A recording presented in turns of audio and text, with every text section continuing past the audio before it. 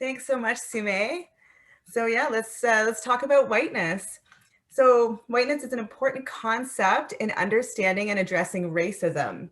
So let's just go back to racism for a second. Racism is about inequities that are based on race, and whiteness is about practices that allow white people to dominate. So if whiteness is just another way of talking about racism, then why don't we just talk about racism? Why do we need to focus on whiteness? So Toni Morrison, as you can see pictured in the slide, gives us the answer in her quote there. She talks about shifting the gaze away from the racial object to the racial subject, from the described to the imagined, to the describers and imaginers, from the serving to the served. So basically, by talking about whiteness, we're shifting the focus of the problem away from people of color to white people. Whiteness brings white people into the core of the issue of racism. And by being in the center of the problem, it means that we as white people have a responsibility to do something about it. Racism is a white person's problem, and we as white people need to own it and address it. It's not the responsibility of people of color to address issues of racism alone. So now it's also important to acknowledge that whiteness is not just about white people and our individual racist behaviors or beliefs. But whiteness is about a system. It's about practices, policies, and workplace culture, for example, that work to keep white people in positions of power. For example, when you think about the organizations that you're working in or that you're affiliated with, just think about who's at the highest levels. What is the racial makeup of the board or the senior executive team? In every organization that I've ever worked for, except for one Indigenous organization, the highest level decision makers are almost always, if not entirely, white. So, is this because the job posting said white people only? Of course not. Is it because there are no people of color qualified to be in high-level positions? I don't think so. So why does this happen? How is it possible that we constantly look around our governments and institutions of power and see predominantly white people at the top? And even in organizations that are committed to equity? It's because the culture of whiteness operates at a systemic level. White people are inherently privileged in the way our systems are designed. And we don't experience the same barriers or the same discrimination as our racialized colleagues. And unless we're paying attention to whiteness, as white people, we may not even notice it, let alone question it. And this is how white supremacy works. So that's one example of how whiteness shows up at an institutional level. And I'm going to talk about the conceptual map on the next slide. So this conceptual map here, you can see that whiteness actually takes place at multiple levels. And at the broadest level, whiteness is manifest throughout all of society. And it shows up in all of our social, political, and economic systems. And I gave the example just a little while ago about how whiteness can show up at an institutional level. And Nancy's going to talk about this a little bit more in a second.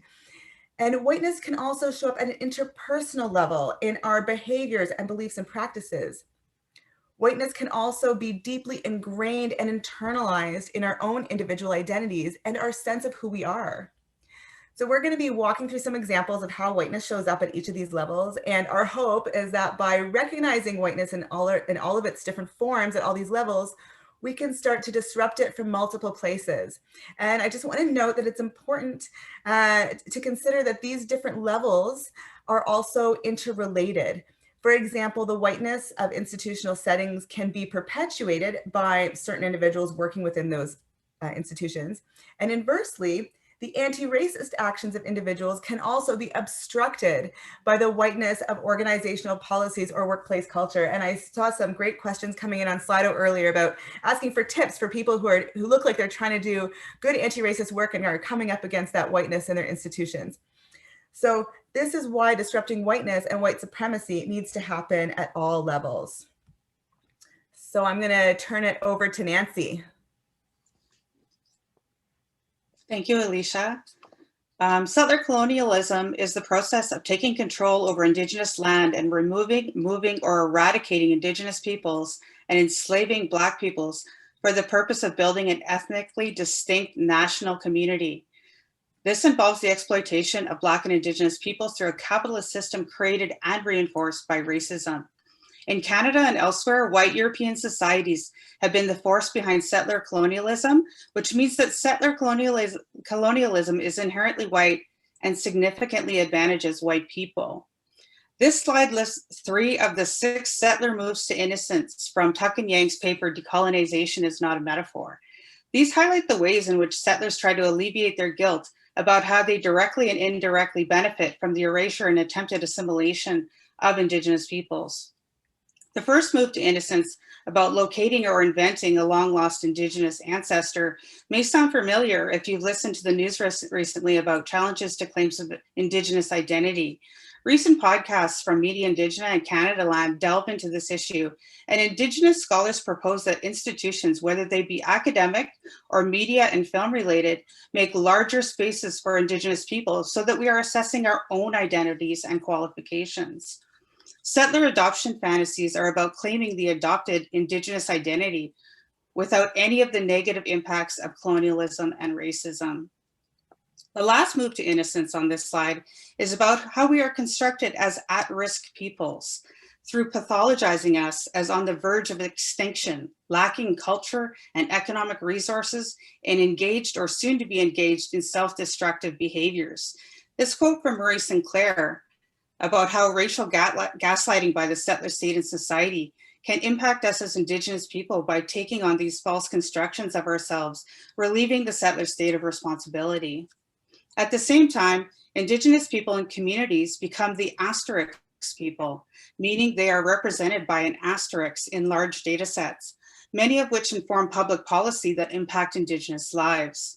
Education and health statistics are unavailable from Indigenous communities for a variety of reasons, and when they are made available, the sample size can appear to be small when compared to the sample size of other race-based categories. This is a form of erasure when our needs are ignored.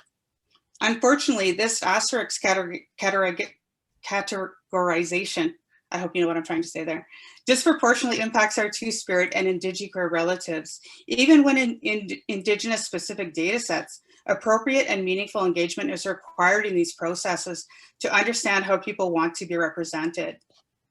I encourage you to engage with this paper for a better understanding of the differences in the meaning of decolonization for Indigenous peoples and settlers and moves to innocence by white settlers.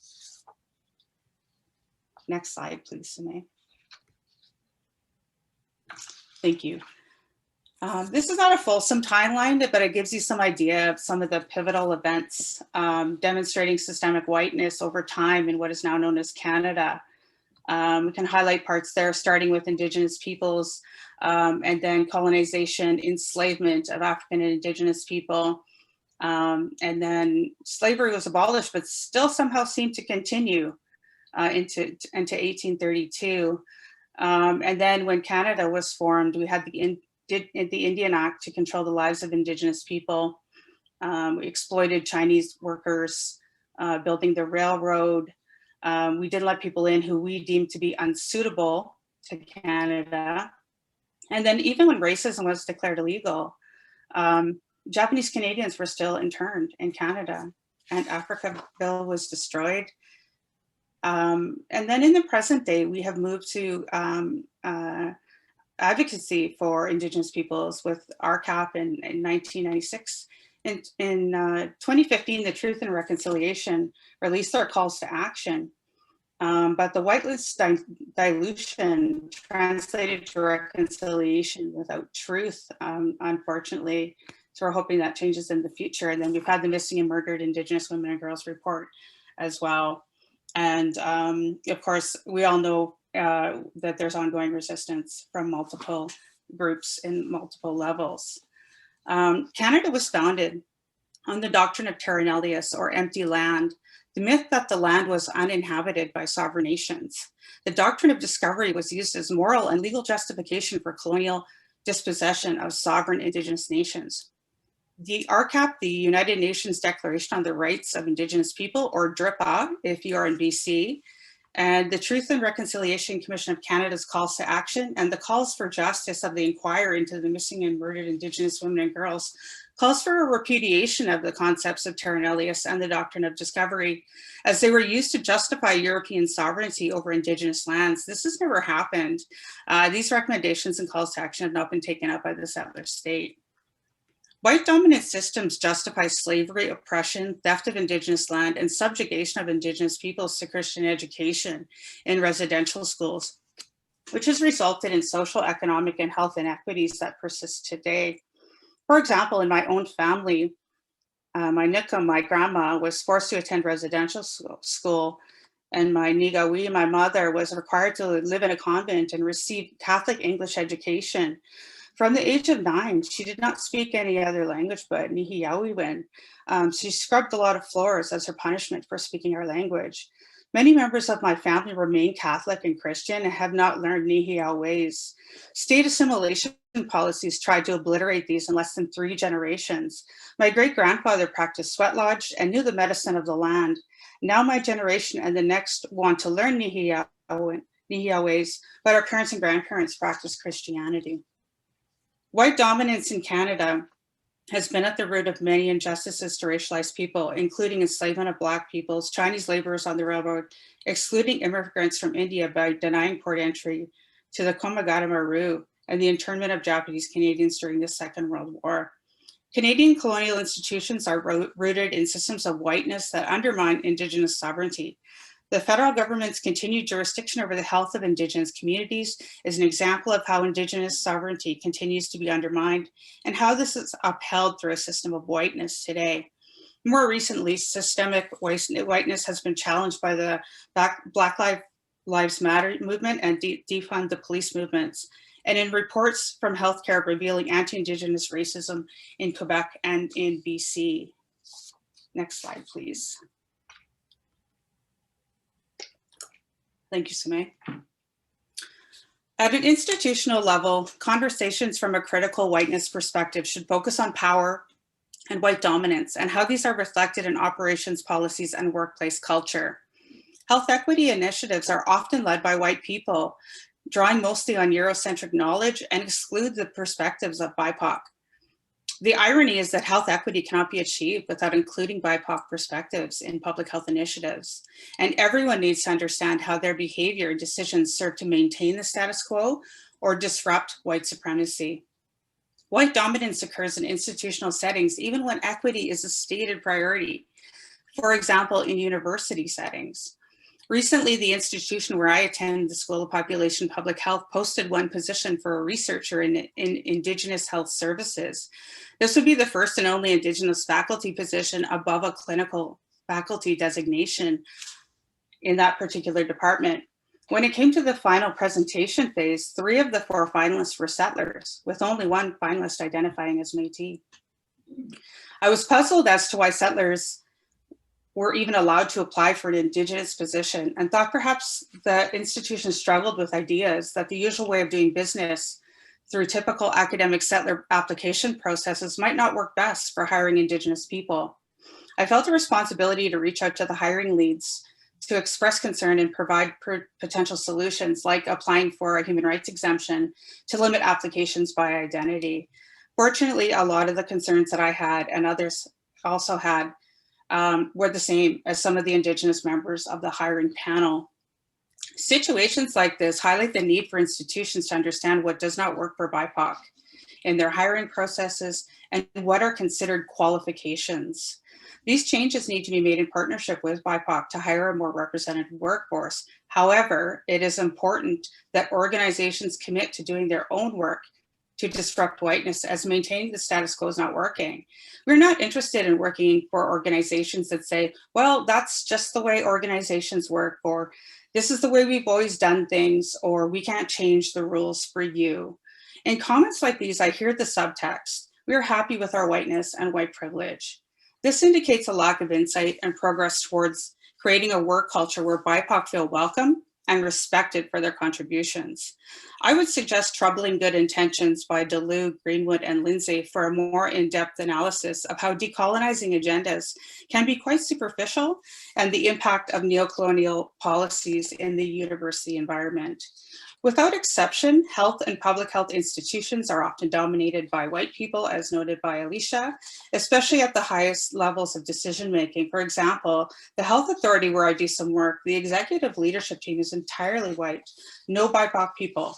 Although they have recently announced in the future they are posting a position for Indigenous health and safety, likely in response to reports of anti-Indigenous racism in the healthcare system and the lack of leadership positions filled by Indigenous people. The fundamental problem here is that white dominant systems don't focus on comprehensive policies that would actually address health inequities to improve health. Instead, they remain focused on whiteness, capitalism, meritocracy, and individualism. It is important to remember that systems and institutions do not exist without people who create and maintain them. And people have the power to dismantle them. Like Elder Jerry Oldman often says, before you can say goodbye to a problem, at first you must say hello. Thank you.